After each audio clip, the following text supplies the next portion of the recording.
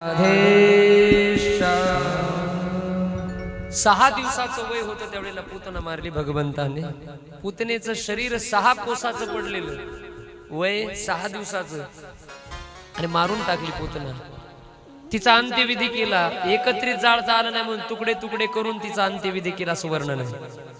एक गोष्ट लक्षात घ्या, माय काम करताना इकडे बघा, कामामध्ये काम, काही म्हणा राम राम असाच आज प्रयोग चालला आपला इथे. कान इकडे ठेवा. एरवी माणूस मेल्यानंतर माणसाच्या शरीरामधून दुर्गंध बाहेर पडतो. शरीराच्या संबंधाने विचार केला आपल्या संतांनी. शरीर कसं आहे म्हणजे शरीर दुर्गंधीचे थार, नाही अपवित्र शरीरा ऐशे.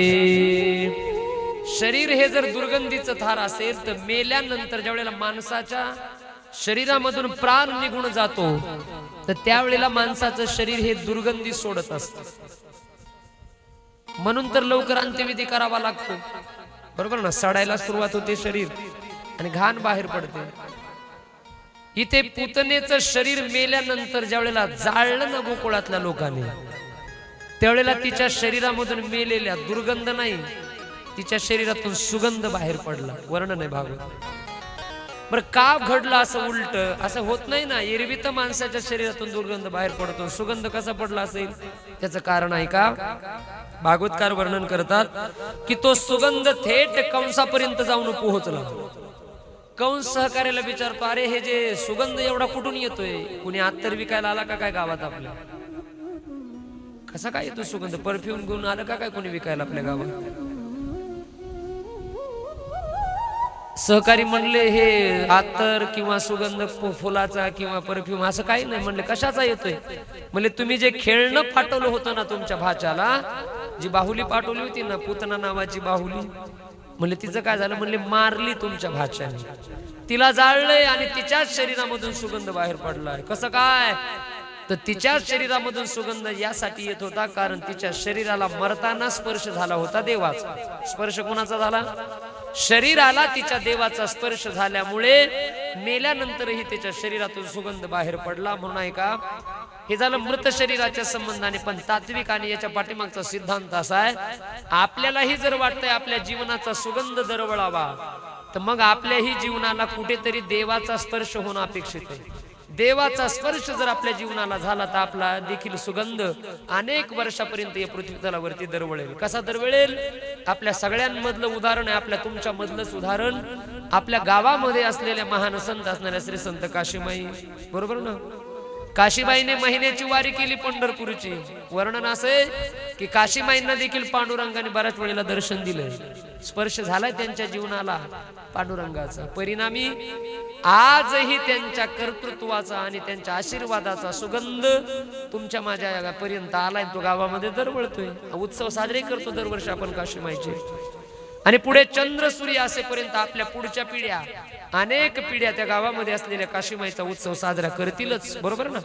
तुम्ही ते देणार आहे पुढच्या पिढीकडे वसा आणि वारसा. तुम्हाला होते तोपर्यंत तुम्ही करणार, तुमचं बघून पाठीमागची पिढी करणार, त्यांच्या पाठीमागची, हे चालत राहणार. याला म्हणायचं देवाचा सुगंध एकदा स्पर्श झाला की माणसाचा सुगंध आयुष्यभर दरवळत असतो. चंद्र सूर्य असेपर्यंत. पूतनेच्या शरीरातला सुगंध पूतना मारली. नंतर देव झाले 108 दिवसाचे. भगवान 108 दिवसाचा झाल्यानंतर एक संस्कार केला जात असायचा पूर्वी. त्याला करवट बदलण्याचा संस्कार म्हणतात. करवट म्हणजे अंग म्हणतो ना आपण, अंग कुस कुस बदलणे. या कुशीवरून त्या कुशीवर पहिल्यांदा बालक झालं की एक संस्कार करायचे पूर्वी, त्याला करवट बदलण्याचा संस्कार म्हणतात. यशोदेने कृष्णाकडे बघितलं तर त्या तिच्या लेकराने एका अंगावरून दुसऱ्या अंगावर झाला होता. तो कार्यक्रम करायचं ठरवलं त्याने करवट बदलण्याचा. सगळ्या गोकुळातल्या गवळणींना आमंत्रण दिले.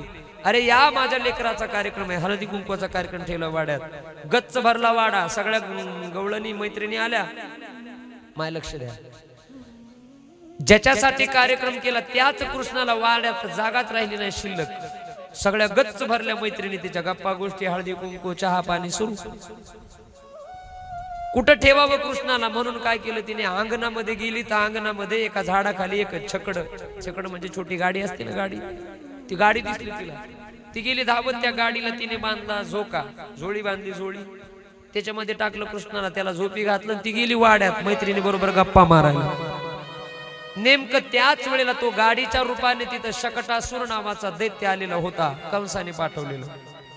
मध्ये त्यांचा कार्यक्रम सुरू आहे आणि त्या शकटासुराने गाडी सहित उचलला कृष्ण वरी आकाशात. त्याला ते वरी गर गर गर गर फिरून खाली शिळेवरती आपटायचं होतं आणि मारायचं होतं ते लेकरू. त्याने वरी उचललं, कृष्णाला फिरवायला लागला. फिरवायला लागल्याबरोबर कृष्णाने आपल्या शरीराचा भार वाढवला, वजन वाढवलं आणि त्याला काय ते सहनच होईना.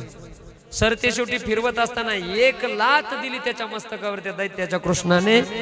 तो खाली आला, सुई करत त्या गाडी सहित त्या शिळेवरती आदळला आणि ती गाडी इकडे तिकडे अशी मोडून पडली. झोळीतला कृष्ण उडून पडला बाहेर धुळीमध्ये. आवाज कशाचा झाला म्हणून सगळ्या बाया बाहेर आल्या पळत वाड्यातून.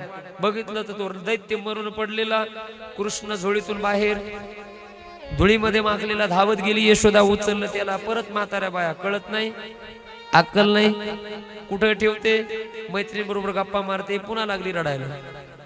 2 संकट देवाने त्या ठिकाणी टाळले. अनेक राक्षस पाठवत होता कंस, प्रत्येक राक्षसाला मारत होते भगवान परमात्मा. शकटासूर नावाचा राक्षस, तृणावर्त नावाचा राक्षस मारला. अशा अनेक राक्षस मारत मारत मारत पुढे भगवान परमात्मा मोठे होत होते. अजून त्या देवाचं नाव काय ठेवलेलं नव्हतं. लक्षात घ्या, 16 संस्कारामध्ये नामकरण एक संस्कार सांगितला जातो आपल्या हिंदू संस्कृतीमध्ये. नाव ठेवण्याचा संस्कार. नाव ठेवले जातात ना. नाव कसे ठेवायचे या संबंधातला विचार आलाय भागवतामध्ये, सुंदर बर का. आणि मला सांगा, सगळ्या जणी आपल्याकडे लहान लेकराची नाव ठेवण्याचा मान कुणाला आहे? आत्याला. कोणत्या शास्त्रात लिहिलंय आत्याने नाव ठेवायचं असते? अय बोला ना, कुठं लिहिलंय असे आत्याने नाव ठेवायचं? मी बरंच वाचलंय बरं का. आता माझं काय जास्त वय नाही, पण माझ्या वयाच्या मानाने जेवढं वाचन झालंय माझं, तसं बऱ्याच ठिकाणी वाचलं, पण कुठं काय आत्याचा उल्लेख नाही बरं का, आत्याने नाव ठेवायचे असतात वगैरे. फक्त एक दिलंय भागवतामध्ये. भागवतामध्ये 2 लोकांना नाव ठेवण्याचा अधिकार दिलाय. एक अधिकार वडिलांना दिलाय अधिकार, वडिलांनी नाव ठेवायचं असतं. वडिलांना अधिकार आहे नाव ठेवण्याचा पोराचा. आणि दुसरा अधिकार आहे आपल्या गुरूंना, कुलगुरू जे असतात त्या गुरुजींच्या हाताने नाव ठेवायचे असतात. दुसरा अधिकार. ही आत्या कुठून आली काय कळाना. कदाचित ते नाव ठेवताना आत्याच्या पाठीत मारावं लागतात ना, बुके आहे का नाही? ते हाणण्यासाठीच आत्या घातली का काय मध्ये काय कळाना मला. असं तर हाणता येत नाही तिला. चला त्या निमित्ताने 2-4 ठोके टाकून घ्या, बरोबर ना. मारते आत्याला नाही. बापाला अधिकार आहे. नावही कसे ठेवावेत ऐका. नाव ठेवत असताना मुलीचं नाव असावं 3 अक्षरी, शुभ सांगितलं जाते. आणि मुलाचं नाव असावं 4 अक्षरी. मुलाचं नाव 4 अक्षरी. पूर्वी नाव असायचे ना, बाजीराव, असे मोठे मोठे 4 अक्षरी नाव. मुलीचं नाव आता शक्यतो मुलीचे नाव 2 अक्षरी, 2 अक्षरी ना, पण 3 अक्षरी मुलीचं जर नाव असेल तर ते शुभ सांगितलंय भागवताने. तुम्हाला एक उदाहरण सांगतो, खरी घडलेली घटना. आता आपल्या महाराष्ट्रामध्ये एक फार मोठे हृदयरोग तज्ञ होऊन गेलेत. एक हृदयरोग तज्ञ प्रसिद्ध असणारे, त्यांचं नाव आहे नीतू मांडके नावाचे हृदयरोग तज्ञ. नाव ऐकलं असेल तुम्ही. हिंदू हृदय सम्राट बाळासाहेब ठाकरे यांच्यावरती यशस्वी हृदय शस्त्रक्रिया ज्यांनी केली त्यांचं नाव आहे डॉक्टर नीतू मांडके. त्यांचं नाव. ते लहान होते त्यावेळेला कायम आजारी पडायचे असं सांगितलं जाते. त्यांचे आई वडील हे देवाला मानणारे होते. देवाला त्यांचे गुरुजी राहत होते नित्यानंद स्वामी नावाचे पुण्यामध्ये. ते स्वामीजीकडे घेऊन आले आणि स्वामीजीकडे घेऊन आल्यानंतर त्या पोराची पत्रिका बघितली. म्हणले याचं नाव काय ठेवलं तुम्ही? म्हणले याचं नाव ठेवलंय अशोक. नाव काय होतं? पोरगा होता ना, अशोक नाव होतं त्यांचं आधी. म्हणले नाव चुकलं या पोराचं, त्यामुळे हे आजारी पडत आणि त्यामुळे याच्या वाट्याला सगळं दुःख येते. नाव म्हणले बदलावं लागेल याचं नाव. म्हणले गुरुजी बदला. 7 वर्षाचं झालं होतं ते पोरग, 7 वर्षाचं. आणि वयाच्या 7व्या वर्षी त्याच्यासाठी पाळणा बनवला नित्यानंद स्वामींनी आणि पाळण्यामध्ये टाकून त्याचं नाव बदललंय असं चरित्रामध्ये आहे त्यांच्या. काय ठेवलं नाव? तर स्वतःचं नावच त्यांनी दिलं त्या पोराला. नित्यानंद नाव दिलं स्वतःचं. त्याला नाव होतं अशोक. मग त्या नित्यानंदचं शॉर्ट फॉर्म पुढे झालं नीतू. नित्यानंदचं काय? नीतू मांडके. मूळ नाव त्यांचं नित्यानंद. म्हणजे नावामध्ये अनेक पद्धतीच्या त्या ठिकाणी शक्ती दडलेल्या असतात. काही लोकांना नाव अशुभ ठेवलेले जातात म्हणून आयुष्यभर काहीतरी वेगळ्याच गोष्टी त्यांच्या बरोबर घडत राहतात. आणि काहींचे शुभ नावं ठेवली जातात. नाव कुणाच्या हाताने ठेवायचंय म्हणले बापाला, आणि गुरुजींना अधिकार आहे नाव ठेवण्याचा. कृष्णाचं अजून नाव ठेवलं नाही. म्हणले कुलगुरु कोण आहेत आपले, तर नंद बाबाचे कुलगुरु होते, त्यांचं नाव आहे शांडिल्य नावाचे ऋषी. आणि वसुदेवाचे कुलगुरु होते गर्गाचार्य नावाचे महाराज. कुणाच्या हाताने नाव ठेवायचे, तर गर्गाचार्य हे भविष्य विद्येचे जाणकार होते. त्यांना हे कळत होतं कोणत्या पोराचं कोणतं नाव ठेवायचं, या शास्त्रातले जरा ज्ञाते होते. म्हणून गर्ग संहिता नावाचा त्यांचा फार मोठा ग्रंथ प्रसिद्ध आहे आपल्या परंपरेमध्ये. गर्ग संहिता त्याला म्हणतात. बोलवलं गर्गाचार्यांना. आले गर्गाचारी, म्हणले पोरांचे नाव ठेवायचे. रोहिणीचाही पोरगा होता आणि यशोदेचा, दोन्ही पोराचे नाव. ऐकताय ना, इकडे लक्ष द्या. गर्गाचारी म्हणले नंद बाबाला, बाबा तुम्ही श्रीमंत माणसं आहात, राजे लोक आहेत तुम्ही छोटा जरी कार्यक्रम केला तरी त्याची चर्चा संपूर्ण परिसरामध्ये होते. चर्चा झाली, कार्यक्रम मोठा केला की कंसाला कळतंय ना, कंस तुमच्यावरती संकट पाठवतो. याच्या जन्माचा सोहळा केला, पुतना आली. येत्या करवड बदलण्याचा कार्यक्रम आला, शकटासुर आला. त्यानंतर तृणावर्त आला, अनेक राक्षस आले. आता हा कार्यक्रम मोठा करायचा नाही, नाव ठेवण्याचा, बारशाचा अगदी छोटा कार्यक्रम करायचा. म्हणले नाव ठेवण्याचा, तुम्ही दोघं तिघं मी बास 2-4 लोकांमध्ये उरकून घेऊ. म्हणले ठीक आहे गुरुदेव, तुम्ही म्हणता तसं करूया. आले ते आणि म्हणले हा कार्यक्रम करू आपण. कुठे, तर हा कार्यक्रम करू म्हणले आपण गायीच्या गोठ्यामध्ये. आणि 2 जण गायीच्या गोठ्यामध्ये गेले तयारी करण्यासाठी लेकराची नावं ठेवायला. या दोघींना सांगितलं की तुम्ही तुमची लेकरं घेऊन या गोठ्यात, त्यांची नावं ठेवू. 2 जणी गेल्या. जाताना माय ऐका, जरा बदल केला 2 जणीने. रोहिणीने घेतला यशोदेचा पोरगा आणि यशोदेने घेतला रोहिणीचा.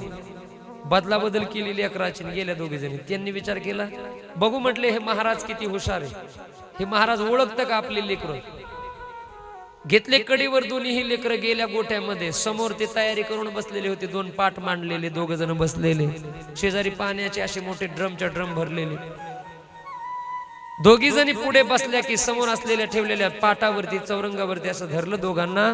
वरून पाणी टाकायला लागले गर्गाचार्य त्यांच्या अंगावर. यमुनेचं जळ सुंदर पवित्र, आंघोळ्या घातल्या. पाणी टाकल्यानंतर म्हणले साबण लावायचे त्यांच्या अंगाला ना. आता साबण म्हणजे असा काय मोती वगैरे असं काय साबण नव्हतं त्यांच्या अंगाला लावायला. त्या काळातला साबण म्हणजे गाईचं शेण. त्या गाईच्या शेणाने दोघांनाही असं चांगलं चांगलं भरवलं तोंडाला सगळीकडे. परत पुन्हा गंगेचं जल टाकलं, यमुनेचं पवित्र केले पोरं. तिसऱ्यांदा त्यांच्या अंगावर पंचामृत, गाईचं दही, दूध, गोमूत्र, थोडासा मध, हे सगळं टाकून पंचामृत बनवून त्या ठिकाणी त्यांना आंघोळ्या घातल्या. परत 4थ्यांदा पवित्र जळ त्यांच्या अंगावरून टाकलं. सुंदर स्वच्छ केले दोन्ही लेकरं. कपडे नवे घालायला दिले, पितांबर. आणि दोघेही समोर उभा केले. चंदनाचा टीका लावला गर्गाचार्याने त्यांच्या कपाळाला. आणि समोर बसल्या मांडीवरती घेऊन नावं ठेवायच्या त्या दोन्ही पोराचे. पण लेकर बदलले होते ना दोघींनी एकमेकीचे. गर्गाचार्य एवढे हुशार होते, गर्गाचार्याने यशोदेकडे बघितलं आणि यशोदेकडे बघून ते म्हणले, यशोदे तुझ्या मांडीवरती असलेला रोहिणीचा पोरगा. काय म्हटले ते, यशोदे तुझ्या मांडीवरती असलेला रोहिणीचा पोरगा, या पोराचं नाव ठेवतो म्हटले मी राम. आणि म्हणून त्याचं नाव ठेवलं राम. लगेच बोलले ते, यशोदे पण ऐक, हे पोरग एवढं बलवान निघेल, एवढं बलवान निघेल पुढे जगामध्ये. याच्या शरीरातलं बल बघून जगामध्ये याच्या पाठीमागे एक शब्द जोडला जाईल. राम शब्दाच्या पाठीमागे बल, काय नाव बोलणं जोडलं जाईल, बळवान ना. म्हणून त्याचं नाव काय पडलं, बोला बोला काय पडलं, बल राम. बोलिए बलराम दादा की जय. राम नाव त्याचं पण बलवान निघेल म्हणून बलराम या नावाने प्रसिद्ध होईल. रोहिणीकडे बघितलं, म्हणले रोहिणी तुझ्या मांडीवरती असलेला यशोदेचा पोरगा, काय नाव ठेवू मी याचं. अरे याचं रूप एवढं त्या ठिकाणी आकर्षित करतंय भक्तांना. सगळ्या गोष्टी आपल्याकडे आकर्षित करणारे ना, अनेक लोकांना आकर्षण आहे त्याचं. म्हणून याचं नाव कृष्ण करती, म्हणजे आकर्षण करणे, आकर्षित करतो म्हणून याचं नाव आपण कृष्ण ठेवू म्हणून त्याचं नाव ठेवलं कृष्ण. बोले गोपाल कृष्ण भगवान की जय. आणि गायीचं पालन करेल म्हणून याला नाव गोपाल कृष्ण असं देखील पडेल, म्हणून त्याचं नाव पहिल्यांदा ठेवण्यात आलं कृष्ण. तसे नाव याचे अनेक प्राप्त होतील जगामध्ये. याचे मित्र याला कान्हा म्हणतील, काही लोक याची आई याला लाला म्हणेल, जरासंध याला रणछोडदास म्हणेल, इंद्र याला गोविंद हे नाव देईल. कुणी गोपाळ, कुणी गोविंद, कुणी रणछोडदास, कुणी लाला, कुणी कान्हा, कुणी कृष्ण, कुणी कन्हैया, अशा अनेक नाव याला प्राप्त होतील. पण नाव एकच ठेवलं ते म्हणजे कृष्ण, आकर्षित करणार. आणि एवढं आकर्षण आहे कृष्णाचं आजही. भक्तांना आकर्षण याचं काय नवल. सात्विक असेल, तामस असेल, राजस असेल, सगळ्या प्रकारच्या लोकांना कृष्णाच्या चरित्राचं आकर्षण आहे. ज्यांना देव मान्य नाही त्यांना पण कृष्णाचं आकर्षण आहे. जे निर्गुण उपासना करतात त्यांना पण कृष्णाच्या चरित्राचं आकर्षण आहे. एवढंच काय, जे विषयासक्त लोक आहेत का, त्या विषयासक्त लोकांना देखील कृष्णाच्या चरित्राचं आकर्षण आहे. ते बाकी काय ते गीता बीता ज्ञान नको म्हणतात, पण म्हणले ते 16,108 केलेत ना त्याने, बघूया तो काय प्रकारे नेमकं आकर्षण आहे त्यांना.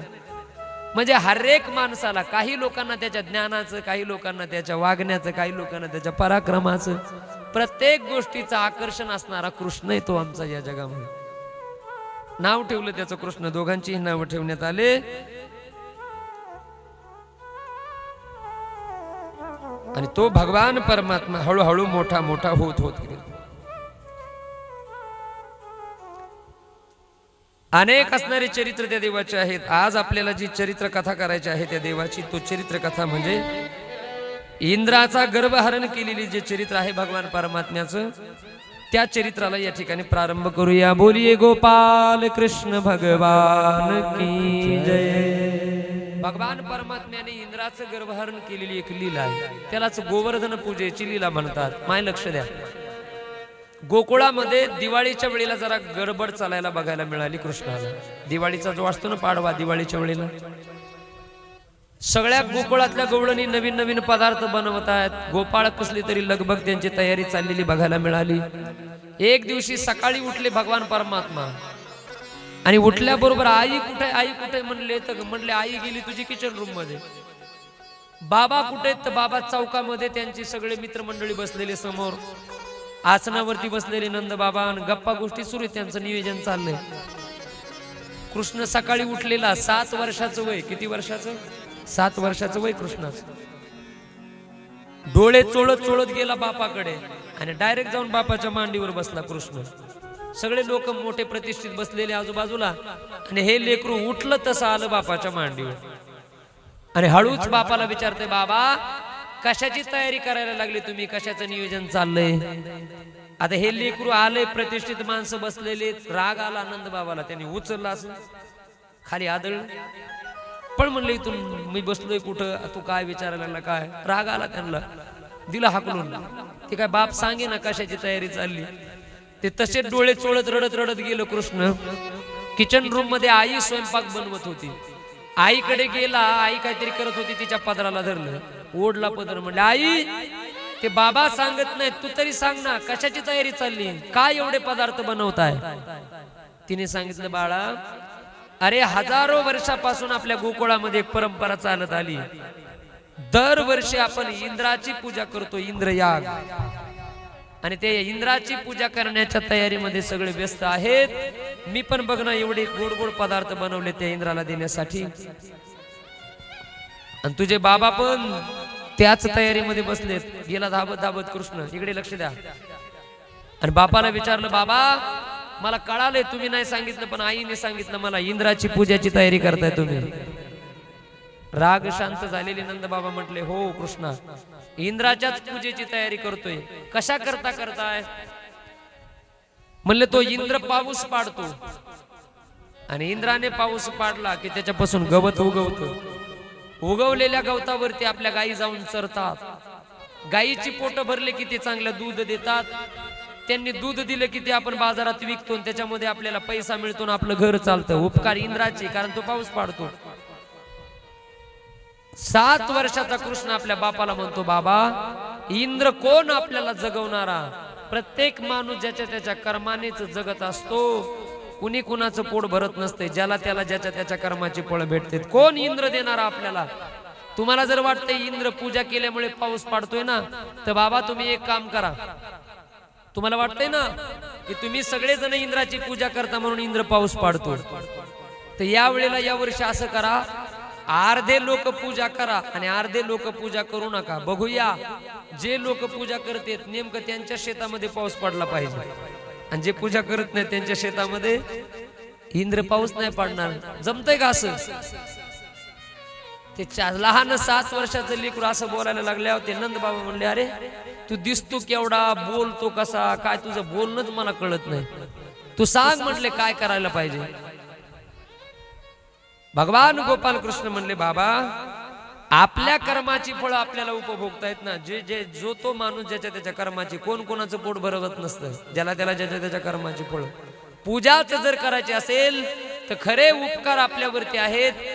गावाच्या बाहेर 7 योजन 7 कोसापर्यंत लांब पसरलेला जो पर्वत आहे ना, त्या पर्वताचे म्हणजे गोवर्धनाचे आपल्यावरती उपकार आहेत. आपल्या गायी त्या गोवर्धन पर्वतावरती चरण्यासाठी जातात. अनेक फळांचे फुलांचे झाड आहेत तिथे, ते फळं आपले सगळे गोपाळ खातायत. उपकार आपल्यावरती जर कोणाचे असतील तर त्या गोवर्धनाचे. करायची जर असेल पूजा तर गोवर्धनाची करा. कशी करायची रे ती पूजा? म्हणजे मी सांगतो तशी पूजा आपण करूया. आणि सगळे गोकुळातले गोपाळ वगैरे सगळे घेऊन भगवान परमात्मा त्या गोवर्धनाच्या दिशेने निघालेत पूजा करण्यासाठी गोवर्धनाची. आपणही आता ती गोवर्धनाची पूजा या ठिकाणी बघणार आहोत. पण ती पूजा आपल्याला शेवटी करायची, नंतर आरती झाल्या तुम्ही पूजा करा. पण त्याच्या आधी इथे ही फुल होळी दाखवायची आपल्याला. तयारी झाली का? कृष्ण आणि राधा तयार झाले ना? त्यांना तिकडून आणा पुढून. मी म्हटल्यानंतर आणा. आता गोवर्धनाच्या दिशेने ते निघालेत. कसे निघालेत? मत गोवर्धन को जाओ मेरे वीर, नहीं माने मेरा मनवा. मैं तो गोवर्धन को जाओ मेरे वीर, नहीं माने मेरा मनवा.